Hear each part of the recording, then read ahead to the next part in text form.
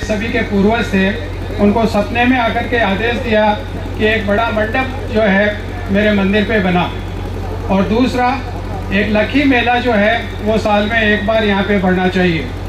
तो राव खंगार ने जो है एक बड़ा मंडप जो अपने ज्वाला माता के मंदिर पे बनवाया, और उसके बाद में लखी मेला जो है हर साल बढ़ता है। अब सैकड़ों साल से ये लखी मेला यहाँ बढ़ता आ रहा है, और हम भी इस परंपरा को निभा रहे हैं। राव जाति के लोग यहाँ से परवाने और निमंत्रण लेकर के जाते हैं गांव-गांव में, और सवाई माधोपुर, दौसा, जयपुर, काणोता, आगरा, भरतपुर, अलवर और दिल्ली तक परवाने देकर के आते हैं, निमंत्रण दे के आते हैं।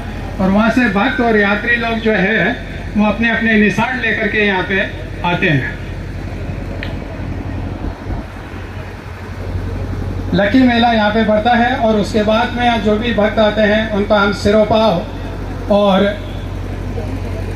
भेंट देकर के और उनका सम्मान करते हैं, उनका स्वागत करते हैं। राव जैत सिंह जी जब यहाँ पे ठाकुर थे, तब एक बार मोहम्मद मुराद लाल बेग नाम का सेनापति जो है अजमेर से 32,000 की फौज लेकर के आया, और दिल्ली दरबार में शिकायत हुई थी कि जोबनेर की ज्वाला माता है, वहाँ पे त्रिशूल लेकर के और यात्री लोग आते हैं शंख बजाते हुए, और एक फौज का निर्माण इन्होंने कर लिया है जो आने वाले दिनों में हमें भारी पड़ सकता है। इस पर 32,000 की फौज लेकर के और मोहम्मद मुराद अजमेर से आया, और सांबर से भी उसके साथ में जो है फौज बख्शी जो वो साथ हो गया। कहते हैं कि उसने आक्रमण किया। हमारे यहाँ पे जैत सिंह जी के पास में इतनी फौज नहीं थी, उनके पास में 10,000 की फौज तैयार हुई। आसपास के सब भाईपे को निमंत्रण दिया गया, आसपास के दाता रामगढ़ के शेखावत भी यहाँ आके जचे। उसी वक्त में एक 250 आदमियों की बारात आई हुई थी, वो भी जो है इस युद्ध में शामिल हो गए कि आपके यहाँ का नमक खाया है, हम भी आपके साथ युद्ध करेंगे। उन्होंने कहा कि रात हो गई है, रात विश्राम मत करो, रात को ही इस फौज को सोते हुए को काट दो, दिन में आप पे ये फौज भारी पड़ेगी।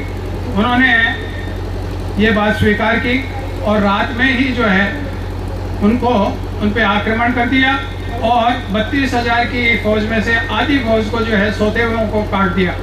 उसके बाद में उनकी मुसलमानों की फौज में भगदड़ मची और सांबर की तरफ भागे। तो हमारे सेनापति थे कंवर कल्याण सिंह जी, उन्होंने उनका पीछा किया, और मोहम्मद मुराद को, जिसको लाल बेग की उपाधि मिली हुई थी, उसको सांबर जाते जाते मार गिराया। उसके हाथी पे चलने वाली नौपत और निशान छीन करके और यहाँ लिया है। नौपत जो है माताजी के चढ़ाती, जो आज तक वहाँ बसती है, और आप लोगों ने भी उसके दर्शन किए होंगे। और निशान जो है वो ठिकाने में जमा है, शादी ब्याह में और शुभ मुहूर्त में हम उसको निकालते हैं, क्योंकि हमारे विजय का प्रतीक है। और उसी विजय की याद के अंदर रावल नरेंद्र सिंह जी ने बाद में ज्वाला पोल का निर्माण किया। एक बड़ा दरवाज़ा है जो ज्वाला पोल के नाम से जाना जाता है, और उस पर उत्कीर्ण किया, ये लिखवाया कि आई जी सपने राव खंगार के। तो राव खंगार के ये माता जी सपने में आई थी, और उन्होंने जो है आदेश दिया था कि 5 आदमियों को लेके जाएगा, और तलवार की जगह पानी के पूड़े भी लेके जाएगा, तो तेरी विजय होगी। इस तरह से ये छोटा सा संक्षिप्त इतिहास मैंने आपको बताया है। कॉलेज के बारे में ठाकुर साहब यहाँ के जो करण सिंह साहब थे, जो मेरे परदादा थे, उन्होंने 1893 में ईस्वी में दयानंद जी को यहाँ पधराया था, और करणगढ़ नाम से अपना एक गढ़ बनवाया था। रात को वहीं पे जो है वो दयानंद जी विराजे। दयानंद जी को अर्ज़ किया कि मैंने नया महल बनाया, आपको पसंद आया आपने? दयानंद जी ने फरमाया कि महल तो रहने के लिए पहले से है आपके पास में, अगर विद्यालय हो तो अच्छा है, यहाँ पे जो है शिक्षा का अभाव है।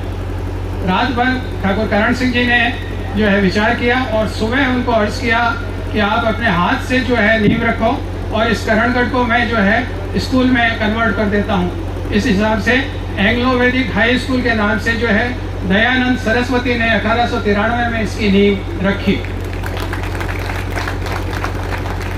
और ये आपको बताऊं कि हमारे जयपुर स्टेट की दूसरी स्कूल थी। उसके बाद में खेतड़ी की जो है राजा जी अजीत सिंह जी ने तीसरी स्कूल खोली थी। उसके बाद 1947 में 1947 में रावल नरेंद्र सिंह जी ने राजस्थान का प्रथम कृषि महाविद्यालय बनाया और उसको 3,500 बीघा जमीन समर्पित की। इसी कॉलेज को राज्य सरकार ने 2013 में इसी ज़मीन पर विश्वविद्यालय जो है कृषि विश्वविद्यालय की स्थापना की और यहाँ पे विराजमान राव साहब राजेंद्र सिंह जी, राजपाल सिंह जी, पिंडा साहब, प्रताप सिंह जी खाचरियावास, इन्होंने पुरजोर शब्दों में जो है जोड़ लगाया इस एग्रीकल्चर यूनिवर्सिटी के लिए। हम सभी इसके लिए राव साहब के और सब लोगों के आभारी हैं। फिर नाम का भी झंझट पड़ा तो भी आप लोगों ने कहा कि इतने बड़े दानवीर का जो है नाम इसमें रखा जाए, तो यूनिवर्सिटी का नाम जो है वो श्री करण नरेंद्र विश्वविद्यालय रखा गया। ये संक्षिप्त में आपको मैंने जानकारी दी है। इस मंच के माध्यम से मैं आपको माताओं को, बहनों को और बालकों को ये संदेश भी देना चाहता हूँ कि हम बच्चों को अच्छे शिक्षा दें, अच्छे से संस्कार दें और हमारा राजपूतों का जो पहनावा है रोज़ नहीं तो कम से कम जो है शादी ब्याह में और जो भी हमारे त्यौहार आए उनमें हमारे जो लोकल पहनावा है उसको धारण करके आप रहें और हमारे जितने भी तीज और त्यौहार हैं उनको आप विशेष रूप से और उत्साहपूर्वक मनाएं। एक बार आप सभी का पुनः मैं अपने धरती पर अभिनंदन करता हूं। धन्यवाद।